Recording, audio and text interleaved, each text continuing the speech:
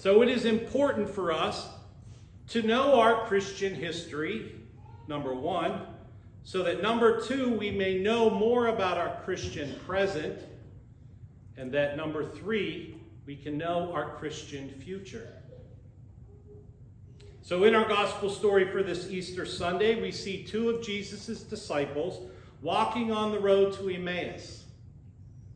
Christ had been crucified and they were bewildered. Although they had heard that he was possibly alive, they didn't know what really had happened. They may have been scared for their own life, like many of the disciples were at that time. They didn't expect that to happen, even though he told them it was going to happen. And then they were really afraid. They were afraid to be outwardly public about who they were. And suddenly, out of nowhere, a man appeared, walked with them, and asked them, "What are you two talking about?" And they were still in shock and all about it all. And one of the strangers said, "You haven't heard anything about it?" He responded, "What happened?" So they told him the truth.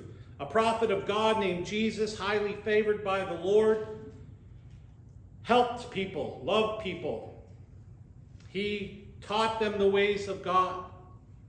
He taught them how to love, how to give glory to the Lord. And he was a prophet of God named Jesus. But he was a messianic hero who was betrayed, sentenced to death, and died on a cross.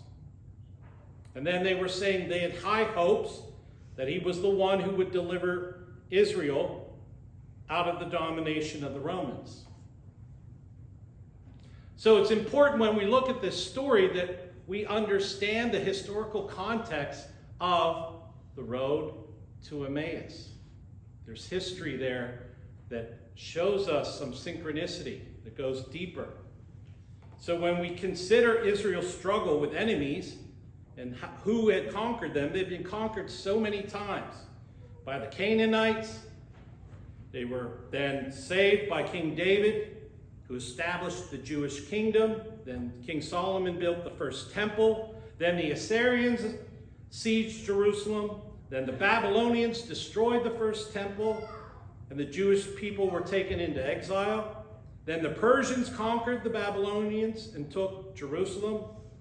And then the king of Babylon let the Jews return to Jerusalem to rebuild their city, their walls, and to build the second temple. And then Alexander the Great conquered Jerusalem. And then the Asian Greeks, the Seleucids, ruled in Jerusalem for a long time. And then that was when a man named Judas Maccabees led a revolt against those oppressors. And that he was pretty successful in pushing them back. They had tried to push their Hellenistic ways onto the people. They tried to take over the temple, and Judas stepped in and smashed their statues of the Greek gods and goddesses, and he was able to secure the faith of the Jewish people. And then he led the revolt against them, and he won a great victory at the Battle of Emmaus. So we see this story has Jesus walking with them to Emmaus. And they had expected him to conquer like someone like Judas Maccabees, but more so as the Messiah. That's what they were expecting, because that was fresh in their memories. It wasn't long after, only like 100 years or so, that had happened. So we have the synchronicity of the fact that Judas Maccabees led to the name of Judas to be a patriotic hero. So people named their kids Judas. That's why there were two Judases in Jesus' group of disciples. And then one who believed in that same type of revolution was Judas Iscariot, the one who betrayed Jesus.